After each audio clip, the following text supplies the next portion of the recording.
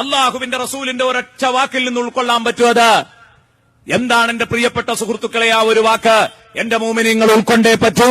അള്ളാഹുവിന്റെ റസൂൽ പറഞ്ഞു, മൻ ഖറഅ ആയത്തുൽ കുർസിയ്യ, ഒരാൾ അല്ലാഹു ലാ ഇലാഹ ഇല്ലാ ഹുവൽ ഹയ്യുൽ ഖയ്യൂം എന്ന് പറഞ്ഞ ഈ ആയത്തുൽ കുർസിയ്യ, വഹുവൽ അലിയുൽ അളീം വരെയുള്ള ആയത്തുൽ കുർസിയ്യ ഒരാൾ സ്ഥിരമായി പാരായണം ചെയ്താൽ, ദുബുറ കുല്ലി സ്വലാത്തിൻ മക്തൂബ, എല്ലാ ഫർള് നിസ്കാരത്തിന്റെ ശേഷവും പാരായണം ചെയ്യുന്നുവെങ്കിൽ, ലം യംനഉഹു മിൻ ദുഖൂലിൽ ജന്നതി ഇല്ലാ അൻ യമൂത്. സദഖ റസൂലുള്ളാഹി. ആയത്തുൽ കുർസിയ്യ എല്ലാ ഫർള് നിസ്കാരത്തിന്റെ ശേഷവും പാരായണം ചെയ്താൽ അവന് സ്വർഗത്തിൽ കടക്കുന്നതിനൊരൊറ്റ തടസ്സമേ ഉള്ളൂ. അതെന്താ? ലം യംനഉഹു മിൻ ദുഖൂലിൽ ജന്നതി ഇല്ലാ അൻ യമൂത്. മരിക്കലല്ലാതെ വേറെ തടസ്സമല്ല. ഒന്ന് മരിച്ചു കിട്ടിയാൽ മതി ഇന്ന സ്വർഗത്തിൽ. ഒരു നിസ്കാരം ഞാൻ നിസ്കരിച്ചിട്ടുണ്ടെങ്കിൽ അതിന്റെ പിറകിൽ ഒരു ആയത്തുൽ കുർസിയ്യ. ഇത് ഇമാം ബുഖാരി റളിയല്ലാഹു അൻഹു റിപ്പോർട്ട് ചെയ്ത ഹദീസാണ്. പിന്നെ ഇതിൽ സംശയമല്ല ഈ ഓഫറിൽ. നബി സല്ലല്ലാഹു അലൈഹി വസല്ലമ തങ്ങൾ പറഞ്ഞു, മറ്റൊരു റിപ്പോർട്ടിൽ കാണാം, നബി സല്ലല്ലാഹു അലൈഹി വസല്ലമ തങ്ങൾ പറഞ്ഞു, സാലിഹായ മനുഷ്യനല്ലാതെ, നബിയോ സിദ്ദീഖോ ആയ മനുഷ്യനല്ലാതെ, മുഖറബായ ആൾക്കല്ലാതെ, ലം യുഹാഫിള് അലൈഹാ ഇല്ലാ നബിയ്യുൻ ഔ സിദ്ദീഖുൻ ഔ മുഖറബുൻ. നബി തങ്ങൾ പറഞ്ഞു, അവർക്കേ അത് കീപ്പ് ചെയ്യാൻ പറ്റുള്ളൂ, അല്ലാത്തവർക്ക് എപ്പോഴെങ്കിലുമൊക്കെ ജീവിതത്തിൽ അത് പൊട്ടിപ്പോകും, ഒരു വക്തിനെങ്കിലും മറന്നുപോകും. അതിന് നമ്മൾ മറക്കാതെ ഈ പ്രഭാഷണത്തിന്റെ ഒരു ഫലമാവട്ടെ, അസ്മാഉൽ ഹുസ്ന ചൊല്ലാൻ തീരുമാനിച്ചതുപോലെ ഒരു തീരുമാനം, ഒരു പ്രയാസമില്ലല്ലോ. ഒരു നിസ്കാരം കഴിഞ്ഞാൽ ഒരു ആയത്തുൽ കുർസിയെ ഞാൻ ഓതുന്നു. എല്ലാ നിസ്കാരത്തിന്റെയും പിറകിൽ ആയത്തുൽ കുർസിന് മഹത്വം ഉണ്ടാവാൻ കാരണം എന്താ? അള്ളാഹുവിന്റെ ഈ നാമം, അല്ലാഹ് എന്ന നാമം അതിൽ കടന്നു വന്നു എന്നതുകൊണ്ടാണ് പ്രിയപ്പെട്ട സുഹൃത്തുക്കളെ ആയത്തുൽ കുർസിയിന് ഇത്രയും മഹത്വമുണ്ടാവാനുള്ള കാരണം. അതുപോലെ അള്ളാഹുവിന്റെ മറ്റു വിശേഷണങ്ങള്, നാമങ്ങള് അതൊക്കെ അതിൽ കടന്നു വന്നു. അൽ അലിയ്യു ജല്ല ജലാലു, അൽ അദീമു ജല്ല ജലാലു, അതൊക്കെ അതിൽ കടന്നു വന്നിട്ടുണ്ട്. ആയത്തുൽ കുർസി എന്തൊരു മഹത്വമാണ്. സയ്യിദുനാ റസൂലുള്ളാഹി സ്വല്ലല്ലാഹു അലൈഹി വസല്ലമ തങ്ങൾ പറഞ്ഞു, കലാമുകളുടെ ലീഡർ ഖുർആനാണ്, കിതാബുകളുടെ ലീഡർ ഖുർആനാണ്, നേതാവ് ഖുർആനാണ്. എന്നിട്ട് പറഞ്ഞു, ഖുർആനിന്റെ നേതാവ് അൽ ബഖറയാണ്. അൽ ബഖറയുടെ നേതാവ് ഹബീബ് പറയാണ്, അൽ ബഖറയുടെ പ്രധാനപ്പെട്ട ആയത്ത്, അൽ ബഖറയുടെ ലീഡർഷിപ്പ് ഏതായത്തിനാണ്? നബി തങ്ങൾ പറയുന്നു, ആയത്തുൽ കുർസിയിനാണ്. അല്ലാഹു ലാ ഇലാഹ ഇല്ലാ ഹുവൽ ഹയ്യുൽ ഖയ്യൂം ലാ തഅഖുദുഹു സിനതുൻ വലാ നൗം ലഹു മാ ഫിസ് സമാവാതി വമാ ഫിൽ അർദ് മൻ ദല്ലദീ യശ്ഫഉ ഇൻദഹു ഇല്ലാ ബിഇذനിഹി യഅലമു മാ ബൈന അയ്ദീഹിം വമാ ഖൽഫഹും ولا يحيطون بشيء من علمه إلا بما شاء وسع كرسيه السماوات والأرض ولا يؤوده حفظهما وهو العلي العظيم. വിശുദ്ധ ഖുർആനിലെ ആയത്തുൽ കുർസി, അൽ ബഖറയിലെ ആയത്തുൽ കുർസി എന്തുമാത്രം ഭംഗിയുള്ളതാണ്. ആയത്തുൽ കുർസി എന്തുമാത്രം ഭംഗിയാണ് ആയത്തുൽ കുർസിയിന് അല്ലാഹു റബ്ബുൽ ഇസ്സത്ത് നൽകിയത്. കാരണം അല്ലാഹ് എന്ന് പറയുന്ന പരിശുദ്ധ നാമത്തിന് എന്തെല്ലാം വിശേഷണങ്ങൾ വേണോ അത് മുഴുവനും ഒത്തുകൂടിയതാണ് ആയത്തുൽ കുർസി. ഈ ആയത്തുൽ കുർസിയിന് എന്തൊരു മഹത്വമാണ് അല്ലാഹു കൽപ്പിച്ചത്. എന്താ കാരണം? ബഹുമാനപ്പെട്ട പണ്ഡിതന്മാരൊക്കെ പറഞ്ഞു, ആയത്തുൽ കുർസി മുഴുവനും അല്ലാഹ് എന്ന ചർച്ചയെ അതിലുള്ളൂ.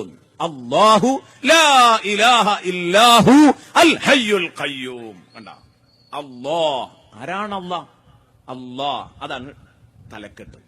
എന്നിട്ട് നിങ്ങോട്ട് പറയാം, ലാ ഇലാഹ ഇല്ലാഹു, അവനല്ലാതെ ലോകത്ത് ആരാധിക്കാൻ പറ്റിയ ഒരാളുമില്ല. അൽ ഹയ്യുൽ ഖയ്യൂം, അവൻ എന്നെന്നും ജീവിച്ചിരിക്കുന്നവനാണ്. അൽ ഖയ്യൂം എന്നല്ല, സർവകാര്യങ്ങളും നിയന്ത്രിച്ച് നടത്തുന്നത് സർവലോക നിയന്താവാണ് പടച്ച റബ്ബ്. അൽ ഹയ്യുൽ ഖയ്യൂം ലാ തഅഖുദുഹു സിന, ഒരു മയക്കം പോലും അല്ലാഹുവിനെ ബാധിക്കുകയില്ല. വലാ നൗം, എന്നിട്ടല്ലേ കൂർക്കം വലിച്ചുറങ്ങല്. ഒന്ന് മയങ്ങുക പോലും, ഒന്ന് ആടിപ്പോകുക പോലും ഇല്ല, ഒന്ന് ഉറക്കം തൂങ്ങോ ഇല്ല, എന്നിട്ടല്ലേ കൂർക്കം വലിച്ചുറങ്ങല്. ഇത് ഓരോന്നും വിശദീകരിക്കേണ്ടതാണ്, അപ്പോഴേ അത് മനസ്സിലാവുള്ളൂ. ഞാൻ ആയത്തുൽ കുർസി വിശദീകരിക്കാനും അല്ല നിൽക്കുന്നത്. ആയത്തുൽ കുർസിക്ക് ബഹുമാനം ഉണ്ടാവാൻ കാരണം അള്ളാഹുവിന്റെ ഗുണങ്ങളാണ് ആയത്തുൽ കുർസിയിൽ പറയുന്നത് എന്ന് മനസ്സിലാക്കാൻ വേണ്ടി ജസ്റ്റ് അതിന്റെ അർത്ഥം ഒന്നിങ്ങനെ തുടങ്ങി വെച്ചു എന്ന് മാത്രം. അത് പറയാനും വിശദീകരിക്കാനും ഇപ്പൊ ഒരുങ്ങുന്നില്ല. ആയത്തുൽ കുർസിയിന് വലിയ മഹത്വമുണ്ട് എന്റെ പ്രിയപ്പെട്ട സുഹൃത്തുക്കളെ. അത് ചെറുതല്ല. കാരണം പറയുന്നത് പണ്ഡിതന്മാർ അള്ളാഹുവിനെ കുറിച്ചുള്ള ചർച്ചയാണ് ആയത്തുൽ കുർസി മുഴുവനും. ഇനി അർത്ഥം വെച്ച് നോക്ക്, എവിടെയെങ്കിലും ഒന്ന് അള്ളാഹുവിൽ നിന്ന് അത് പുറത്തു പോകുമോ? ലഹു മാഫിസ് സമാവാതി വമാഫിൽ അർദ്, ആകാശഭൂമികളുടെ ആധിപത്യം, സർവാധിപത്യം അവന് മാത്രമാണ്. എന്താ? ആകാശഭൂമികൾ അവന്റെ അധീനത്തിലുള്ളതാണ്. ആകാശവും ഭൂമിയും പടച്ച റബ്ബിന്റെ അധീനത്തിൽ നിന്ന് അത് പുറത്തല്ല, എല്ലാം അള്ളാഹുവിന്റെ അധീനത്തിലാണുള്ളത്. അള്ളാഹുവിന്റെ ഉടമാവകാശത്തിലല്ലാതെ ഈ ഭൂമിയിൽ ഒരു വസ്തുവും തന്നെ ഇല്ല. പടച്ച റബ്ബിന്റെ ഉടമാവകാശത്തിലാണ് ഈ ഭൂമിയിലുള്ള സർവം. എല്ലാറ്റിനെയും നിയന്ത്രിച്ചുകൊണ്ടിരിക്കുന്നത് പടച്ച റബ്ബാണ്. പടച്ച റബ്ബല്ലാതെ ലോകത്ത് ഒരു കാര്യങ്ങളെയും നിയന്ത്രിക്കുന്നവനില്ല. എല്ലാം അള്ളാഹുവിനെ പറ്റിയാ പറയുന്നത്.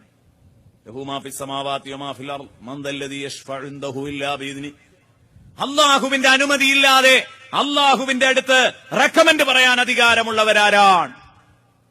അള്ളാഹുവിന്റെ അടുത്ത് നാളെ മഹ്ശറയിൽ ആർക്കും റെക്കമെൻഡ് പറയാൻ അധികാരമല്ല എന്നാണോ ആയത്തിന്റെ അർത്ഥം? അല്ല.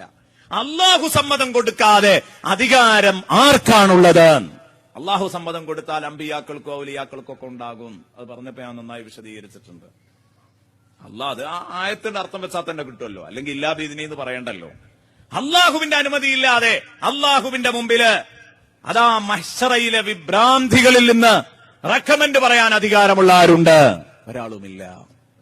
അള്ളാഹുവിനാണ് സർവാധിപത്യം.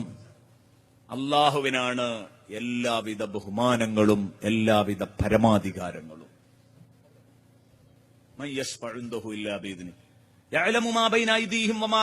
മനുഷ്യരുടെ മുമ്പിലുള്ളതും പിമ്പിലുള്ളതും അവൻ അറിയുന്നുണ്ട്. മനുഷ്യർക്ക് അവരുടെ മുമ്പിലുള്ളതേ അറിയൂ. മനുഷ്യർക്ക് അവരുടെ പഞ്ചേന്ദ്രിയങ്ങളിൽ ഒതുങ്ങുന്ന വിവരമേ ഉള്ളൂ. അള്ളാഹുവിന് അതല്ല. ലോകത്തവൻ അറിയാത്ത ഒന്നുമില്ല.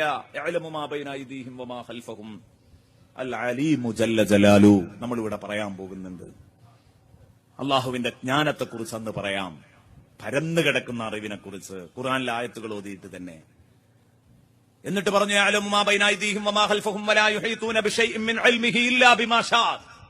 അള്ളാഹുവിന്റെ പരന്നു കിടക്കുന്ന അറിവുകളിൽ നിന്ന് അള്ളാഹു ഉദ്ദേശിച്ചതല്ലാതെ മനുഷ്യർക്ക് സൂക്ഷ്മമായി അറിയാൻ സാധിക്കുകയില്ല. അള്ളാഹു ഉദ്ദേശിച്ച വിവരേ മനുഷ്യർക്ക് കിട്ടുള്ളൂ. അള്ളാഹു ഉദ്ദേശിച്ചത് എത്രയായിരിക്കും? അത് എനിക്കൊരു കണക്ക് ഉദ്ദേശിച്ചിട്ടുണ്ടാകും, അത്ര എനിക്കറിയും. നിങ്ങൾക്കൊരു കതിറുണ്ടാകും, അത്ര നിങ്ങൾക്കറിയും. നിങ്ങളുടെ കൂട്ടത്തിലുള്ള ഉന്നത വിദ്യാഭ്യാസ നിലവാരമുള്ളവർക്ക് അള്ളാഹു കണക്കാക്കിയ കതിറുണ്ട്, അത്ര അയാൾ അറിഞ്ഞു. അതിന് ചുവട്ടിലുള്ള ഒരാള് അതെന്താ അയാൾക്ക് മാത്രം അങ്ങനെ കൊടുക്കാൻ എന്ന് പറയുന്നതിൽ ഒരു അർത്ഥമില്ല. അതാണ് ഹബീബായ റസൂലുള്ളാഹി സ്വല്ലല്ലാഹു അലൈഹി വസല്ലമ തങ്ങൾക്ക് അല്ലാഹു റബ്ബുൽ ഇസ്സത്ത് അതിർവരമ്പുകളില്ലാതെ മറ്റു മനുഷ്യരിലേക്ക് ചേർത്ത് നോക്കുമ്പോൾ അതിർവരമ്പുകളില്ലാതെ വിജ്ഞാന ലോകത്തിന്റെ വാതിൽ തുറന്നു കൊടുത്തിട്ടുണ്ട് എന്ന് പണ്ഡിതന്മാർ പറയാൻ കാരണം അത് അള്ളാഹു കൊടുത്തതാണ്. അവിടെയൊന്നും നബി സല്ലല്ലാഹു അലൈഹി വസല്ലം പടച്ചോനാകുന്നില്ല അതിന്റെ ഒന്നും പേരിൽ. കാരണം അള്ളാഹു കൊടുത്ത വിവരം ധാരാളമുണ്ട്. يعلم ما بين أيديهم وما خلفهم ولا يحيطون بشيء من علمه إلا بما شاء وسع كرسيه السماوات والأرض. ആകാശഭൂമികളെ വാനഭുവനങ്ങളെ അള്ളാഹുവിന്റെ അധികാരം അത് അവിടെയെല്ലാം പരന്നു കിടക്കുകയാണ്. വാനഭുവനങ്ങളിലെല്ലാം അള്ളാഹുവിന്റെ അധികാരം പരന്നു കിടക്കുന്നു. വലാ യഊദുഹു ഹിഫ്ളുഹുമാ. വാനഭുവനങ്ങളെ മുഴുവനും ഇവൻ എങ്ങനെയാ നിയന്ത്രിക്കുക? അവിടേക്ക് അധികാരം കൊടുത്തിട്ട് ആ ആകാശഭൂമികളെ കാത്തു സൂക്ഷിക്കുക, സംരക്ഷിക്കുക എന്നത്, അപകടങ്ങളിൽ നിന്ന് സംരക്ഷിക്കുക എന്നത്, വേണ്ടത് കൊടുത്തുകൊണ്ട് സംരക്ഷിക്കുക എന്നത് അള്ളാഹുവിനൊരു ഭാരമുള്ള പണിയല്ല. വഹുവൽ അലിയുൽ അദീം. അള്ളാഹു മഹോന്നതനാണ്. അള്ളാഹു എത്രയോ വലിയവനാണ് എന്ന് പ്രഖ്യാപിക്കുകയാണ്. ആയത്തുൽ കുർസിയിൽ അല്ലാഹ് അല്ലാത്തൊരു ചർച്ചയുണ്ടോ? ഇല്ല. ഇതാണ് ആയത്തുൽ കുർസിക്ക് ഇത്രയും മഹത്വമുണ്ടാകാൻ കാരണം.